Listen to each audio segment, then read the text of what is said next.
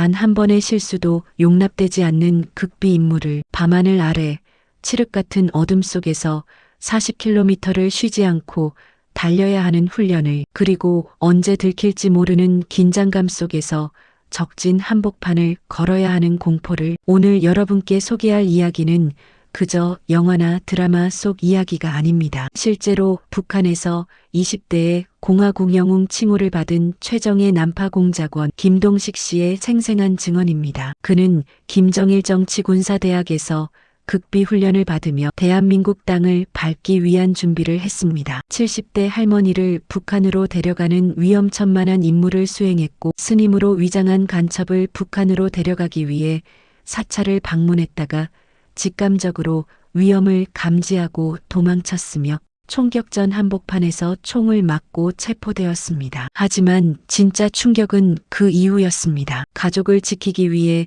2년간 전향을 거부하며 감옥에서 버텼지만 결국 가족들은 이미 숙청되었다는 배신의 진실을 알게 되었고, 지금부터 그 모든 이야기를 낱낱이 공개합니다. 영상이 도움이 되셨다면 구독과 좋아요 부탁드립니다. 알림 설정까지 해두시면 앞으로도 이런 흥미진진한 실화 이야기들을 놓치지 않으실 수 있습니다. 김동식, 이 이름 석자는 북한 내부에서도 전설로 통했습니다. 20대라는 젊은 나이에 공화국 영웅 칭호를 받았다는 것, 그것만으로도 그가 얼마나 특별한 인물이었는지 짐작할 수 있습니다. 북한에서 공화국 영웅이라는 칭호는 함부로 주어지는 게 아닙니다. 오직 국가에 지대한 공헌을 한 자, 목숨을 걸고 임무를 완수한 자만이 받을 수 있는 최고의 영예입니다. 실제로 북한에서 20대의 공화국 영웅 칭호를 받은 최정예 난파공작원 김동식 씨의 생생한 증언입니다. 하지만 진짜 충격은 그 이후였습니다. 그런데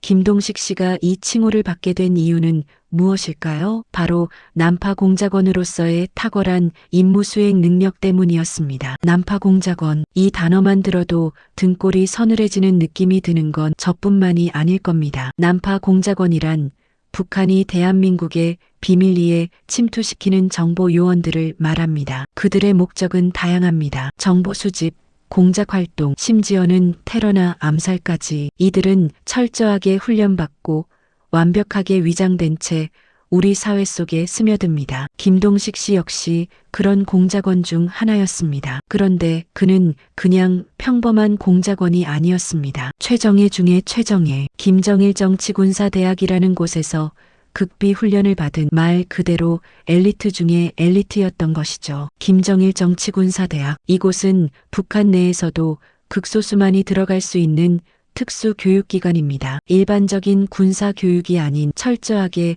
난파 공작을 위한 교육이 이루어지는 곳이죠. 이곳에 입학한다는 것 자체가 이미 선택받았다는 의미입니다. 그만큼 입학 조건도 까다롭고 훈련 과정도 상상을 초월할 정도로 가혹합니다. 김동식 씨는 인터뷰에서 당시의 훈련 과정을 회상했습니다. 그의 증언에 따르면 훈련은 그야말로 지옥 그 자체였다고 합니다. 매일 밤 40km 산악구보. 여러분, 40km가 얼마나 긴 거리인지 아시나요? 마라톤 풀코스가 42.19km입니다. 거의 마라톤에 가까운 거리를 산악 지형에서, 그것도 밤마다 뛰어야 했다는 겁니다. 평지도 아니고 산악 지형이라는 점, 그리고 밤이라는 점이 중요합니다. 산악 지형은 평지보다 훨씬 더 체력 소모가 큽니다. 오르막과 내리막이 반복되고 울퉁불퉁한 바위와 나무 뿌리를 피해 달려야 합니다. 거기다 밤이라는 시간대까지 더해지면 시야 확보도 어렵고 언제 어디서 발을 헛디딜지 모릅니다. 일반인이라면 10km도 버티기 힘든 조건입니다. 하지만 이들에게는 선택의 여지가 없었습니다. 완주하지 못하면 탈락, 탈락하면 그 다음은. 김동식 씨는 구체적으로 언급하지 않았지만 북한 체제의 특성상 탈락자들에게 돌아가는 처우가 좋을 리 없다는 건 누구나 짐작할 수 있습니다. 40km 산악구보는 시작에 불과했습니다. 이들은 실전과 동일한 상황을 가정한 훈련을 받았습니다. 예를 들어 적진 깊숙이 침투했다고 가정하고 추격자들로부터 도망치는 훈련. 이때는 실제로 총을 든 추격조가 뒤를 쫓습니다. 물론 실탄은 아니지만 잡히면 그에 상응하는 벌이 주어졌습니다. 또한 생존 훈련도 빼놓을 수 없었습니다. 산속에 홀로 내던져진 채 일주일 동안 주어진 최소한의 물자만으로 살아남아야 하는 훈련, 먹을 것도 잠잘 곳도 스스로 해결해야 합니다. 산나무를 뜯어먹고 나무 밑에서 잠을 청하며 때로는 벌레까지 잡아먹어야 했습니다. 심리전 훈련 역시 필수 과목이었습니다. 난파 공작원은 단순히 체력만 좋아서는 안 됩니다. 정신력 그리고 심리적 안정성이 무엇보다 중요합니다. 적진 한복판에서 들키지 않고 활동하려면 극도의 긴장감 속에서도 평정심을 유지할 수 있어야 합니다. 이를 위해 이들은 고문 대응 훈련까지 받았습니다. 실제로 고문을 당하는 상황을 가정하고 어떻게 하면 정보를 누설하지 않을 수 있는지, 어떻게 하면 심리적으로 버틸 수 있는지를 배웠습니다. 이 과정에서 일부는 정신적으로 무너지기도 했지만 살아남은 자들은 강철 같은 정신력을 갖추게 되었습니다. 언어 훈련도 빼놓을 수 없었습니다. 난파 공작원에게 가장 중요한 능력 중 하나가 바로 완벽한 위장입니다. 남한 사회에 자연스럽게 녹아들기 위해서는 남한 사람처럼 말하고 행동하고 생각해야 합니다. 이를 위해 남한 출신 교관들이 투입되어 남한의 억양, 사투리, 유행어, 문화, 생활 습관 등을 철저히 교육했습니다. 심지어 남한 드라마와 뉴스를 시청하며 남한 사회의 최신 트렌드를 파악하는 것도 교육 과정의 일부였습니다. 김동식 씨는 이런 훈련들을 모두 통과했습니다. 그리고 마침내 난파 공작원으로 선발되었습니다. 선발되었다는 것은 곧 실전에 투입된다는 의미였습니다. 더 이상 훈련이 아닌 진짜 전쟁터로 나간다는 뜻이었죠. 그가 받은 첫 번째 임무는 무엇이었을까요? 그것은 바로 접선이었습니다. 이미 남한에 침투해 있던 여간첩 이선실을 만나 그녀를 안전하게 북한으로 데려오는 임무였습니다. 듣기에는 단순해 보이지만 실제로는 상상을 초월하는 위험이 도사리고 있는 임무였습니다. 1980년대 중반 김동식 씨는 첫 난파 임무를 받았습니다. 암호명 대동복귀 작전. 이 작전의 목표는 명확했습니다. 이미 대한민국에 잠입해 활동 중이던 여간첩 이선실을 접선하여 안전하게 북한으로 복귀시키는 것. 간단해 보이지만 이 임무는 한치의 오차도 허용되지 않는 극비 작전이었습니다. 여간첩 이선실, 그녀는 누구였을까요? 놀랍게도 이선실은 당시 70대의 고령 여성이었습니다. 하지만 나이에 속으면 안 됩니다. 그녀는 수십 년간 남한에서 활동해온 베테랑 공작원이었습니다. 70대 할머니라는 외형은 오히려 그녀에게 완벽한 위장막이 되어 주었습니다. 누가 평범해 보이는 70대 할머니를 북한 간첩이라고 의심하겠습니까? 그녀는 이런 장점을 최대한 활용하며 수십 년간 남한 사회에 완벽하게 녹아들어 살아왔습니다. 이선실은 1970년대 초반에 난파된 것으로 추정됩니다. 그 이후 10년이 넘는 세월 동안 남한에서 정보 수집 활동을 해왔습니다. 그녀의 위장 신분은 평범한 가정주부였습니다. 시장에 가서 장을 보고 이웃들과 수다를 떨고 손주를 돌보는 것처럼 보이는 평범한 할머니. 하지만 그 뒤에는 치밀한 정보 수집 활동이 숨어 있었습니다. 그런데 왜 그녀를 복귀시켜야 했을까요? 몇 가지 이유가 있었습니다. 첫째, 그녀가 수집한 정보가 너무나 중요했기 때문입니다. 단순히 문서로 전달할 수 없는 직접 대면하여 보고해야 하는 수준의 정보였던 것이죠. 둘째, 그녀의 신분이 노출될 위험이 커졌기 때문입니다. 남한의 정보기관들이 점점 더 정교한 방법으로 공작원들을 색출하고 있었고 이선실 역시 언제 들킬지 모르는 상황이었습니다. 셋째, 그녀의 나이 문제도 있었습니다. 70대라는 고령이다 보니 더 이상 현장에서 활동하기에는 무리가 있었던 것입니다. 김동식 씨는 이 임무를 받았을 때의 심경을 이렇게 회상했습니다. 두렵기도 했지만 동시에 자부심도 느꼈습니다. 첫 임무가 이렇게 중요한 작전이라는 것, 그만큼 나를 신뢰한다는 의미였으니까요. 하지만 실수는 곧 죽음이라는 것도 잘 알고 있었습니다. 임무 준비는 철저했습니다. 김동식 씨는 난파되기 전 몇 주간 이선실에 대한 모든 정보를 암기했습니다. 그녀의 외모, 목소리, 걸음걸이, 습관, 심지어는 그녀가 자주 가는 장소와 좋아하는 음식까지 단 한 번의 만남에서도 서로를 확실히 알아볼 수 있어야 했기 때문입니다. 70대 할머니를 접선한다는 것은 젊은 여성을 접선하는 것과는 또 다른 어려움이 있었습니다. 우선 이동 속도가 느립니다. 위급한 상황에서 빨리 도망쳐야 할 때 70대 할머니가 젊은 사람만큼 빨리 움직일 수 없습니다. 또한 체력 문제도 있습니다. 장거리 이동이나 힘든 여정을 견디기 어렵습니다. 하지만 동시에 장점도 있었습니다. 70대 할머니와 젊은 남성이 함께 있으면 손자와 할머니로 보입니다. 의심을 덜 받을 수 있는 것이죠. 접선 장소와 시간도 미리 정해져 있었습니다. 암호화 신호도 복잡했습니다. 예를 들어 특정 장소에서 특정 시간에 특정 색깔의 옷을 입고 나타나야 했고, 만났을 때는 미리 정해진 대화를 나눠야 했습니다. 드디어 난파의 날이 왔습니다. 김동식 씨는 반잠 수정을 타고 서해를 건넜습니다. 반잠 수정이란 물속에 거의 잠긴 채 이동하는 소형 잠수정으로 레이더에 거의 잡히지 않는다는 장점이 있습니다. 하지만 승선감은 최악이었습니다. 좁은 공간에 몸을 구겨 넣어야 했고, 파도가 칠 때마다 배가 심하게 흔들렸습니다. 몇 시간의 항해 끝에 김동식 씨는 서해안 어느 해변에 상륙했습니다. 밤 2시, 칠흑 같은 어둠 속이었습니다. 해변에는 아무도 없었지만 긴장감은 극에 달했습니다. 언제 해양경비대가 나타날지 모르는 상황이었으니까요. 상륙 후 김동식 씨는 미리 준비된 은신처로 이동했습니다. 그곳에서 옷을 갈아입고 남한 주민으로 위장했습니다. 북한에서 가져온 옷은 모두 버리고 남한에서 흔히 볼 수 있는 평범한 차림으로 바꿨습니다. 심지어 신발까지도 남한 제품으로 교체했습니다. 작은 디테일 하나가 신분을 노출시킬 수 있기 때문입니다. 다음 날 김동식 씨는 접선 장소로 향했습니다. 접선 장소는 이선실이 있는 서울의 대방동 근처였다고 합니다. 김동식은 북한에서 만든 순금반지 세트를 가지고 갔다고 합니다. 하나는 이선실이 가지고 있고 하나는 김동식이 가지고 있었습니다. 김동식은 금반지를 이선실에게 주었습니다. 이선실은 안으로 들어가 반지가 맞는지 한참을 확인했습니다. 그리고는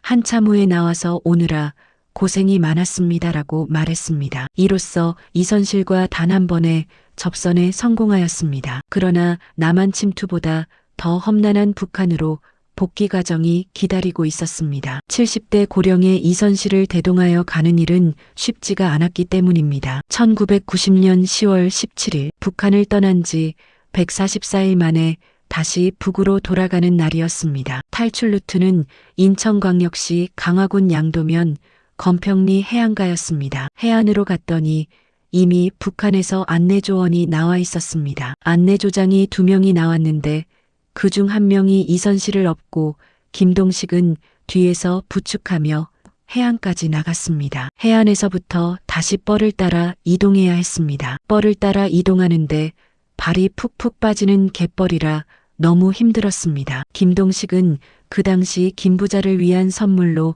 미리 도자기를 사서 가지고 갔습니다. 김동식과 이선실은 반잠 수정에 올랐습니다. 드디어 출발했습니다. 하지만 항해는 순탄치 않았습니다. 반잠 수정 내부는 극도로 좁았고 70대 할머니가 몇 시간 동안 웅크리고 있기에는 너무 힘든 환경이었습니다. 반잠 수정을 타고 황해남도 해주까지 6시간이 걸렸습니다.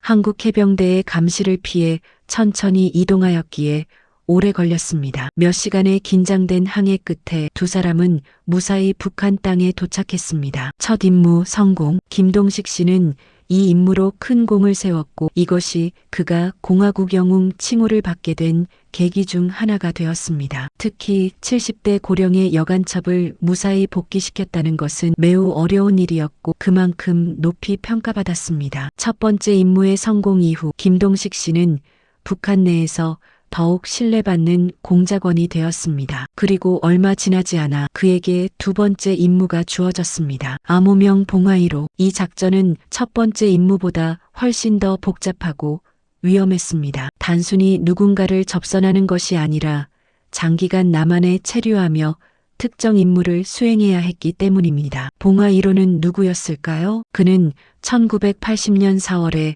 난파된 베테랑 공작원이었습니다. 그것도 아주 특별한 위장 신분을 가지고 있었습니다. 바로 스님이었습니다. 충청북도 출신으로 6.25 전쟁 때 월북했던 인물이었습니다.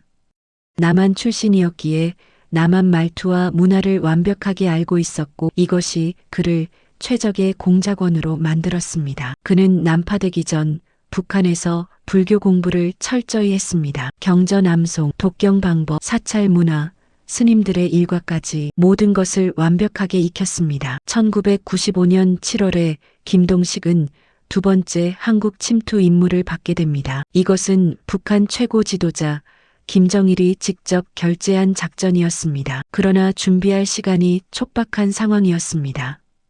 가장 부담되었던 건 봉화 1호의 배신 가능성이 있었습니다. 그래서 일반적인 방법으로 접선을 못하고 수색 접선을 하라는 지령이었습니다. 그게 가장 큰 부담이었습니다. 수색 접선은 무엇일까요? 이게 북한에서 쓰는 공작 전문 용어입니다. 보통 접선할 때는 서로 약속하고 만나는데 수색 접선은 해당 인물이 누군지도 모르게 접근하는 겁니다. 몰래 찾아가서 그의 주변을 수색하고 탐색한 후 일방적으로 접근하는 겁니다. 그 사람의 본심을 파악하기 위해 쓰는 방법이라고 합니다. 스님이라는 신분은 공작원에게 최적의 위장이었습니다. 첫째, 사람들의 의심을 덜 받습니다. 스님은 기본적으로 신뢰받는 존재이고 종교인이기 때문에 일반인들이 함부로 캐묻지 않습니다. 둘째, 이동이 자유롭습니다. 스님은 전국의 사찰을 순례하는 것이 자연스럽기 때문에 어디를 가도 수상하게 보이지 않습니다. 셋째,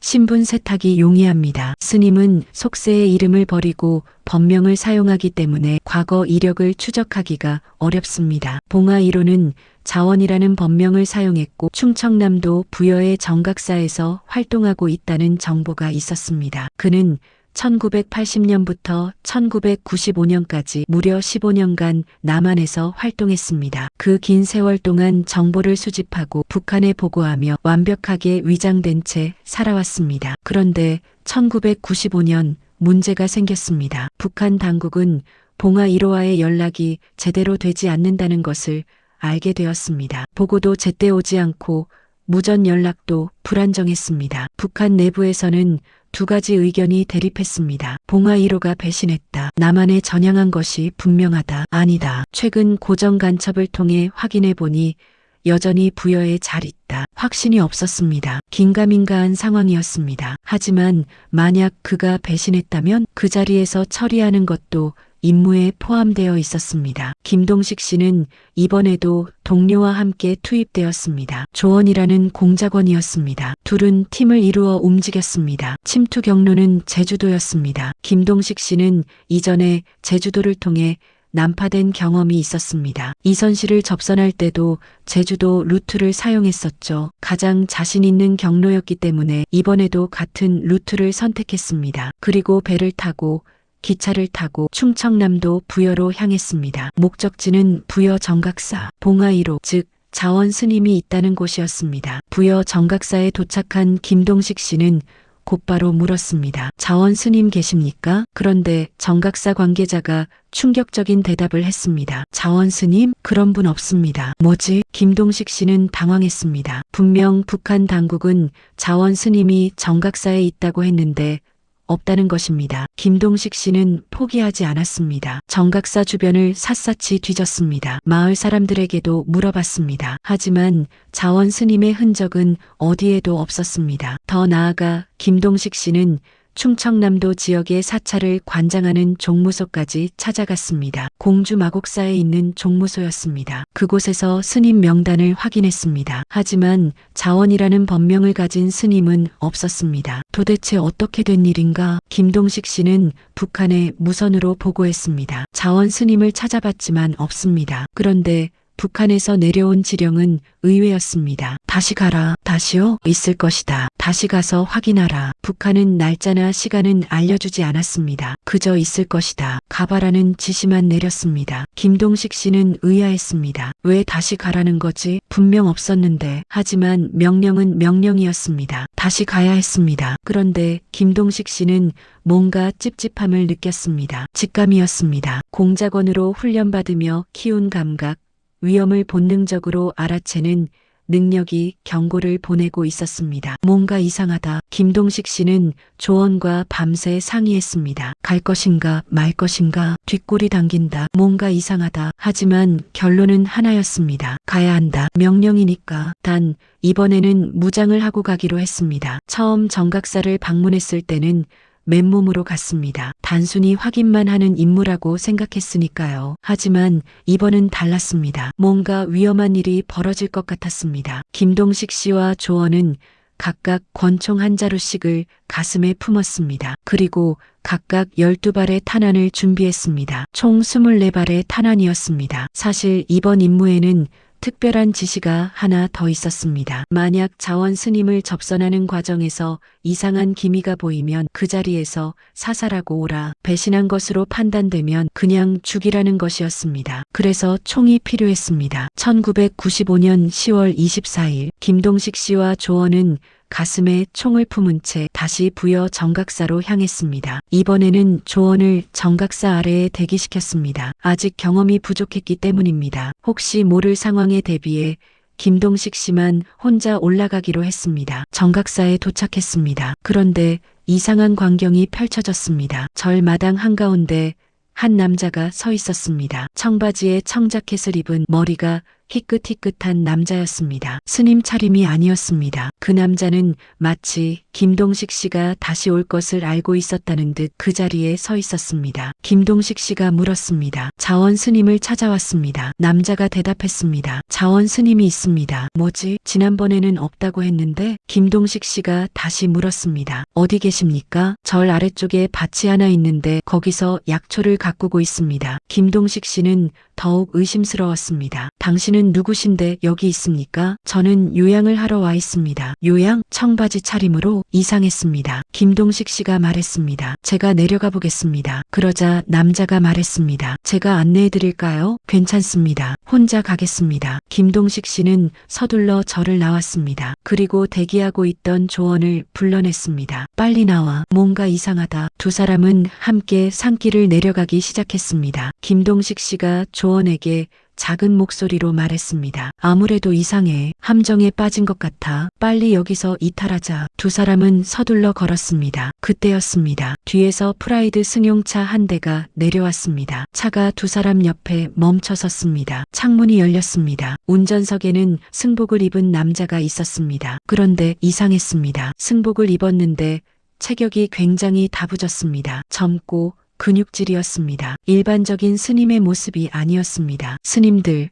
어디 가세요? 김동식 씨가 대답했습니다. 시내로 나갑니다. 저도 시내로 나가는데 태워드릴까요? 평범한 호의처럼 들렸습니다. 하지만 김동식 씨의 직감은 다시 한번 경고했습니다. 이 사람은 평범한 스님이 아니다. 체격도 그렇고 눈빛도 그렇고 모든 것이 이상했습니다. 김동식 씨가 거절했습니다. 괜찮습니다. 만날 분이 있어서 그분 만나고 가겠습니다. 승복을 입은 남자는 아쉬운 표정을 지으며 차를 출발시켰습니다. 프라이드 승용차는 빠른 속도로 산길을 내려갔습니다. 김동식 씨와 조원은 안도의 한숨을 쉬었습니다. 다행히 안 탔네. 그런데 이상한 일이 벌어졌습니다. 산 아래로 내려가야 할 그 차가 갑자기 멈춰 선 것입니다. 그리고 승복을 입은 남자가 차에서 내렸습니다. 타이어를 툭툭 치면서 뭔가 확인하는 듯한 행동을 했습니다. 아, 타이어가 왜 이래? 마치 타이어에 문제가 생긴 것처럼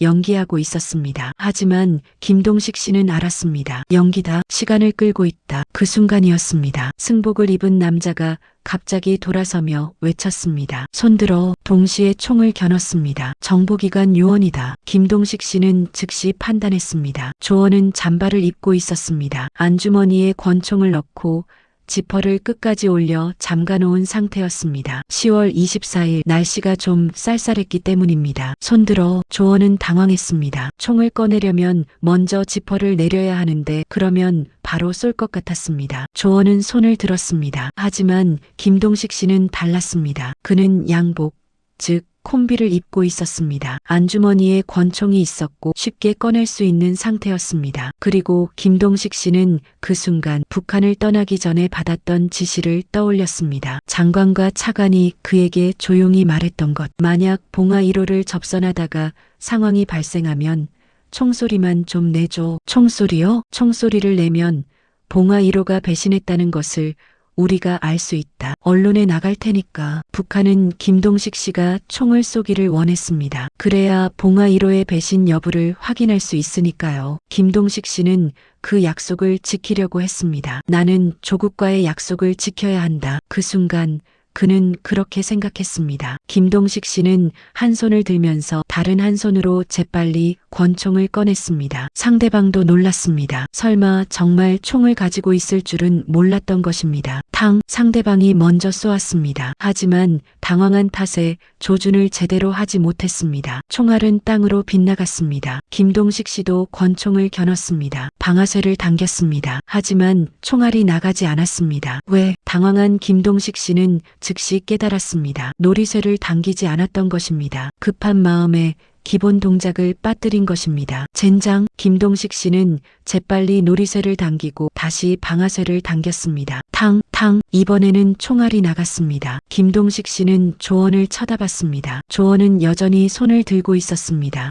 총 꺼내. 김동식 씨가 소리쳤습니다. 그제야 조원도 정신을 차리고 권총을 꺼냈습니다. 두 사람은 총을 쏘며 산으로 도망치기 시작했습니다. 탕, 탕, 탕. 총성이 산속에 울려 퍼졌습니다. 도망치다가 뒤를 돌아보니 충격적인 광경이 펼쳐졌습니다. 사방에서 사람들이 나타났습니다. 포위당했다. 이미 정보기관 요원들이 사방에서 잠복하고 있었던 것입니다. 김동식 씨가 정각사를 처음 방문했을 때부터 이미 눈치를 챈 것이었습니다. 그리고 김동식 씨가 다시 올 것을 예상하고 매복해 있었던 것입니다. 북한이 우리를 보낸 정보를 흘린 거구나. 김동식 씨는 즉시 깨달았습니다. 봉화 1호가 배신했고 북한과의 연락 체계를 남한 정보기관에 넘겼고 그래서 남한은 김동식 씨가 올 것을 미리 알고 있었던 것입니다. 분노가 치밀어 올랐습니다. 김동식 씨는 조원에게 소리쳤습니다. 자신들을 죽음의 구렁텅이로 몰아넣은 배신자와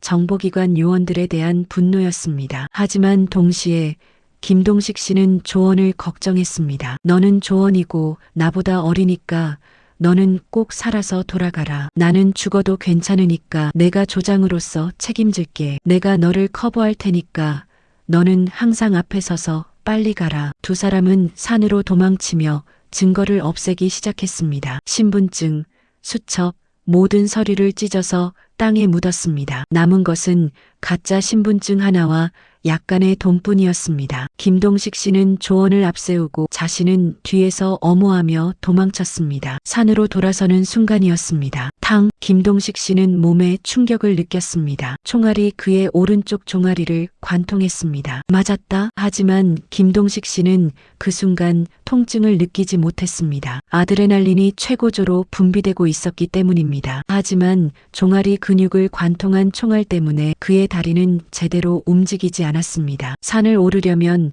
다리 근육을 많이 써야 하는데 그게 불가능했습니다. 김동식 씨는 쓰러졌습니다. 그리고 정신을 차렸을 때 이미 그는 체포되어 있었습니다. 한편 1995년 10월 24일 남한의 뉴스는 이 사건을 대서특필했습니다. 북한 무장공작원 2명이 오늘 오후 충청남도 부여에 나타나서 총격전 끝에 한 명이 체포되고 다른 한 명이 도주했습니다. 국민들은 충격에 빠졌습니다. 1995년 그것도 서해안이나 강화도가 아닌 충청도 내륙 지역에 북한 공작원이 나타났다니, 게다가 총격전까지 벌어졌다니, 그렇다면 봉화 1호는 어떻게 된 것일까요? 사실 봉화 1호는 15년 전에 이미 잡혀 있었습니다. 1980년 4월 스님으로 위장해 난파된 봉화 1호는 그해 가을에 여관에 들어갔다가 신고당해 검거되었습니다. 난파된 지 불과 몇 개월 만이었습니다. 검거된 후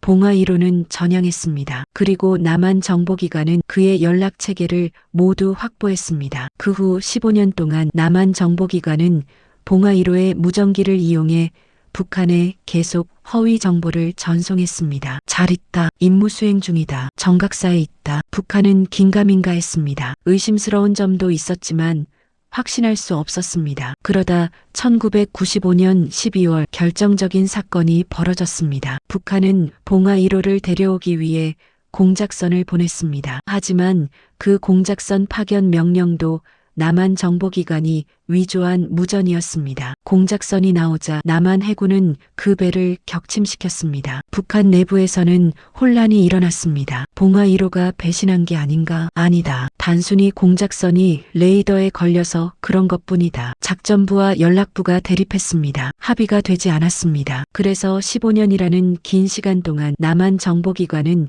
봉화 1호를 미끼로 북한을 속일 수 있었던 것입니다. 그리고 1995년 10월 마침내 김동식 씨가 투입되었고 총격전이 벌어졌고 그 모든 진실이 드러난 것입니다. 김동식 씨는 체포된 후 조사를 받았습니다. 하지만 그는 입을 다물었습니다. 묵비권을 행사했습니다. 왜일까요? 조언을 살려야 했기 때문입니다. 김동식 씨는 계속 거짓말을 했습니다. 침투 경로가 어디냐? 강화도입니다. 하지만 김동식 씨는 강화도로 복귀한 경험이 있었기 때문에 강화도에 대해서는 잘 알고 있었습니다. 그래서 거짓말이 들통나지 않았습니다. 김동식 씨는 오직 한 가지 생각만 했습니다. 조언을 살려야 한다. 조언이 움직일 수 있는 동선에 대해서는 철저히 감추었습니다. 3일이 지났습니다. 신문관이 와서 말했습니다. 조언이 죽었다. 김동식 씨는 믿을 수 없었습니다. 엉터리 소리 하지 마. 하지만 두세 시간 후 신문관은 사진을 가져왔습니다.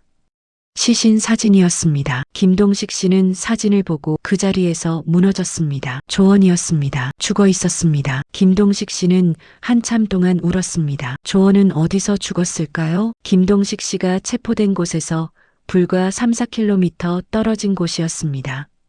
아마도 조언은 김동식 씨를 기다렸던 것 같습니다. 조장이 오면 함께 탈출하려고 경험이 없었기에 어떻게 해야 할지 몰랐을 것입니다. 3일 후 조언은 군 장병들과 교전을 벌이다가 현장에서 사살되었습니다. 김동식 씨에게는 동료의 죽음이라는 또 하나의 상처가 남았습니다. 며칠 후 김동식 씨는 신문실로 끌려갔습니다. 신문은 가혹했습니다. 이름이 뭐냐? 어디서 왔느냐? 누구의 지시를 받았느냐? 다른 동료는 어디 있느냐? 질문은 끊임없이 쏟아졌습니다. 하지만 김동식 씨는 입을 다물었습니다. 북한 공작원 훈련 과정에서 배운 대로 이름, 계급, 군번 외에는 아무것도 말하지 않았습니다. 신문관들은 점점 더 강압적으로 변했습니다. 협박도 하고 회유도 했습니다. 전향하면 좋은 대우를 해주겠다. 협조하지 않으면 죽을 때까지 감옥에 있을 것이다. 어차피 북한은 너를 버렸다. 돌아갈 곳도 없다. 하지만 김동식 씨는 흔들리지 않았습니다. 왜일까요? 가족 때문이었습니다. 북한에는 연좌제라는 제도가 있습니다. 한 사람이 죄를 지으면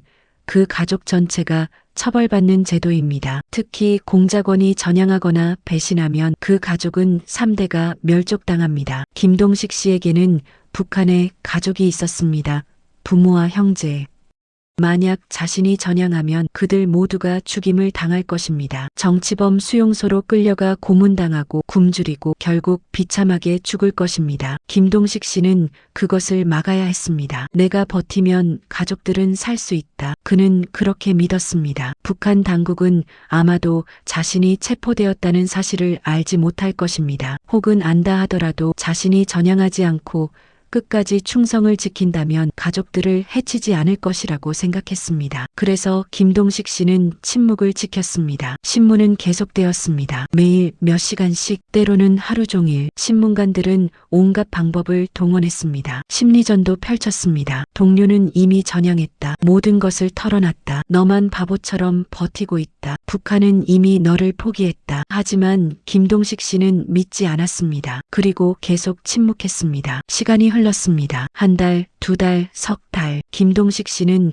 감옥에 갇혀 있었습니다. 좁은 독방에서 하루 종일 혼자, 창문도 없고 햇빛도 들지 않는 어두운 방, 식사는 하루 두 끼, 그것도 보리밥과 된장국뿐이었습니다. 몸은 점점 야위어 갔습니다. 정신적인 고통은 더 컸습니다. 가족들은 잘 있을까? 부모님은 건강하실까? 이런 생각들이 끊임없이 머릿속을 맴돌았습니다. 하지만 김동식 씨는 버텼습니다. 가족을 지키기 위해서 1년이 지났습니다. 신문은 여전히 계속되었지만 예전만큼 강도가 세지는 않았습니다. 어차피 입을 열지 않는다는 것을 알았기 때문입니다. 2년이 지났습니다.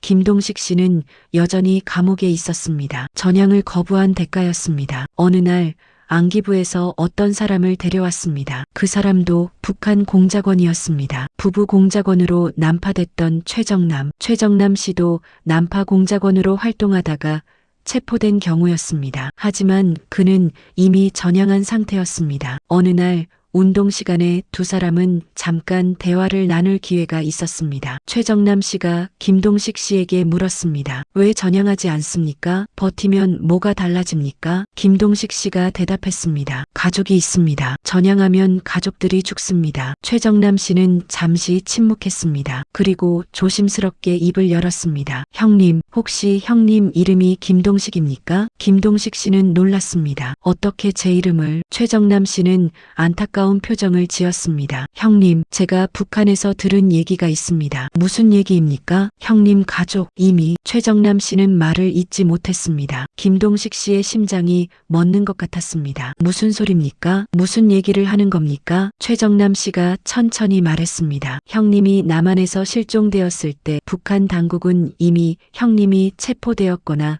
전향했을 것이라고 판단했습니다. 그래서 어떻게 되었습니까? 형님 가족들은 정치범 수용소로 보내졌습니다. 그리고 최정남 씨는 더 이상 말을 잇지 못했습니다. 김동식 씨는 그 자리에서 무너져 내렸습니다. 아니야. 그럴 리가. 하지만 최정남 씨의 표정은 진지했습니다. 거짓말이 아니었습니다. 형님 가족들이 숙청되었다고. 김동식 씨의 머릿속이 하얘졌습니다. 2년 동안 자신이 버틴 이유는 가족을 지키기 위해서였습니다. 전향하지 않으면 가족들이 살 수 있다고 믿었습니다. 하지만 그것은 착각이었습니다. 북한은 이미 그의 가족들을 숙청했습니다. 그가 체포되었다는 사실만으로도 충분했습니다. 전향 여부는 중요하지 않았습니다. 김동식 씨는 배신감에 치를 떨었습니다. 내가 뭘 위해 버텼단 말인가? 가족들을 지키기 위해 2년을 버텼는데 가족들은 이미 죽었다니. 북한, 당신들은. 분노와 슬픔,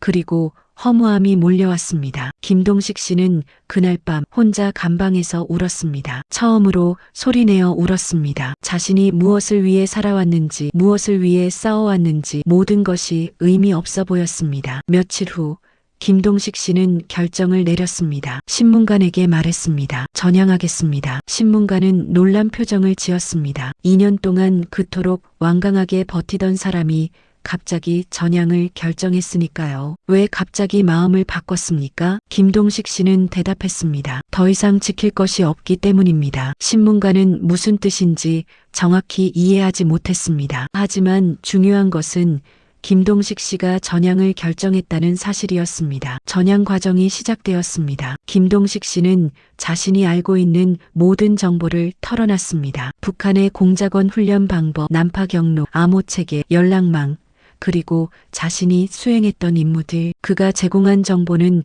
매우 귀중했습니다. 그는 공화국 영웅 칭호를 받은 최정예 공작원이었고 그만큼 많은 것을 알고 있었습니다. 남한 정보기관은 김동식 씨의 정보를 바탕으로 여러 공작원들을 색출할 수 있었습니다. 전향 과정이 마무리된 후 김동식 씨는 새로운 신분을 부여받았습니다. 새 이름, 새 주민등록번호, 그리고 감옥에서 풀려났습니다. 하지만 김동식 씨의 마음속에는 깊은 상처가 남아 있었습니다. 가족들에 대한 죄책감, 2년이나 버텼지만 결국 그들을 지키지 못했다는 자책감, 그리고 북한이라는 체제에 대한 분노와 배신감, 이 모든 감정들이 뒤엉켜 김동식 씨를 괴롭혔습니다. 그런데 이제 모든 것이 달라졌습니다. 가족들은 이미 죽었습니다. 자신이 지키려고 2년을 버텼지만 북한은 그들을 숙청했습니다. 김동식 씨는 더 이상 북한을 위해 싸울 이유가 없었습니다. 감옥에서 풀려난 후 김동식 씨는 새로운 삶을 시작해야 했습니다. 하지만 적응이 쉽지는 않았습니다. 나만은 북한과 너무나 달랐습니다. 자유로웠지만 동시에 혼란스러웠습니다. 모든 것을 스스로 결정해야 한다는 것, 누구도 지시해주지 않는다는 것이 낯설었습니다. 경제적인 어려움도 있었습니다. 북한에서는 공화국 영웅이었지만 남한에서는 그냥 평범한 사람일 뿐이었습니다. 아니, 평범한 사람보다 못했습니다. 전과자였으니까요. 취직을 해야 했고 돈을 벌어야 했습니다. 처음에는 막노동도 했습니다. 최정의 공작원이었던 사람이 건설 현장에서 벽돌을 나르는 일을 하게 된 것입니다. 힘들었지만 김동식 씨는 버텼습니다. 심리적인 고통은 더 컸습니다. 북한에 두고 온 가족들 생각에 밤마다 눈물을 흘렸습니다. 그들이 어떻게 죽었을지, 얼마나 고통스러웠을지 생각만 해도 가슴이 찢어지는 것 같았습니다. 죄책감에 시달렸습니다. 내가 공작원이 되지 않았더라면, 내가 그 임무를 거절했더라면, 내가 다른 선택을 했더라면, 하지만 이미 지나간 일이었습니다. 되돌릴 수 없었습니다. 또한 정체성의 혼란도 있었습니다. 나는 누구인가? 북한 사람인가? 남한 사람인가? 과거의 나는 무엇이었고 지금의 나는 누구인가? 이런 질문들이 끊임없이 머릿속을 맴돌았습니다. 하지만 시간이 지나며 김동식 씨는 조금씩 적응해 갔습니다. 남한 사회를 이해하기 시작했고 새로운 친구들을 사귀었으며 안정적인 직업도 찾았습니다. 무엇보다 자유롭게 산다는 것의 의미를 깨달았습니다. 그리고 어느 날 김동식 씨는 자신의 이야기를 세상에 공개하기로 결심했습니다. 처음에는 망설였습니다. 과거를 드러낸다는 것이 두려웠습니다. 혹시 북한에서 보복하지 않을까? 혹시 남한 사람들이 자신을 적대시하지 않을까? 하지만 김동식 씨는 용기를 냈습니다. 자신의 경험을 통해 사람들이 북한의 실상을 알았으면 했습니다. 특히 북한 체제의 잔혹함, 연좌제의 비인간성을 알리고 싶었습니다. 그리고 자신과 같은 처지에 있는 다른 탈북자들에게 희망을 주고 싶었습니다. 아무리 힘들어도 새로운 삶을 시작할 수 있다는 것을 방송 프로그램에 출연하여 자신의 이야기를 했습니다. 최정의 공작원이었던 과거, 70대 할머니 여간첩을 복귀시킨 첫 임무, 스님으로 위장한 공작원을 데려가려다 직감으로 위험을 감지하고 도망친 이야기, 총격전 속에서 총을 맞고 체포된 일, 가족을 지키기 위해 2년간 전향을 거부했지만 결국 가족들은 이미 숙청되었다는 배신의 진실, 샴푸를 보고 느꼈던 충격, 그리고 새로운 살. 반응은 뜨거웠습니다. 많은 사람들이 그의 이야기에 감동받았습니다. 댓글과 메시지가 쏟아졌습니다. 용기 있는 결정이었습니다. 북한 체제의 잔혹함을 알게 되었습니다. 가족을 지키려 했던 당신의 마음이 느껴집니다. 새로운 삶을 응원합니다. 물론 부정적인 반응도 있었습니다. 일부 사람들은 그를 간첩이라고 비난했습니다. 또 일부는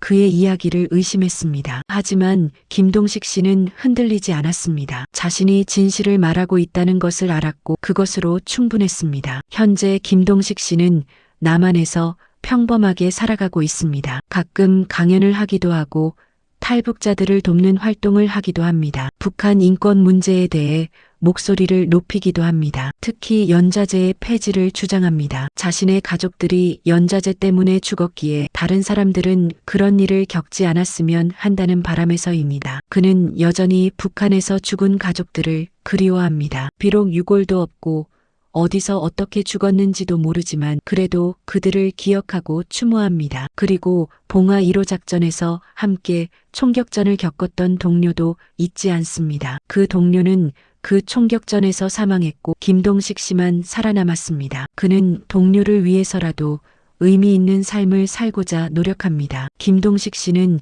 인터뷰 말미에 이렇게 말했습니다. 제 인생은 영화보다 극적이었습니다. 하지만 그건 제가 원한 삶이 아니었습니다. 전 그저 평범하게 가족과 함께 자유롭게 살고 싶었습니다. 북한 체제는 저에게서 모든 것을 앗아갔습니다. 가족, 동료, 그리고 젊은 시절. 하지만 한 가지만은 앗아가지 못했습니다. 바로 진실을 말할 용기입니다. 샴푸 하나가 제게 의문을 심어줬다고 하면 믿으시겠습니까? 하지만 정말 그랬습니다. 작은 것 하나가 큰 깨달음으로 이어질 수 있습니다. 여러분도 당연하게 여기는 것들 한 번쯤 감사해 보시기 바랍니다. 그것이 얼마나 소중한 것인지, 그리고 북한에 계신 모든 분들께 말씀드리고 싶습니다. 언젠가는 자유를 누릴 수 있을 것입니다. 포기하지 마십시오. 희망을 잃지 마십시오. 제 가족들은 돌아오지 못했습니다. 하지만 저는 그들을 위해서라도, 그리고 아직 북한에 갇혀 있는 모든 이들을 위해서라도 계속 진실을 말할 것입니다. 김동식 씨의 이야기는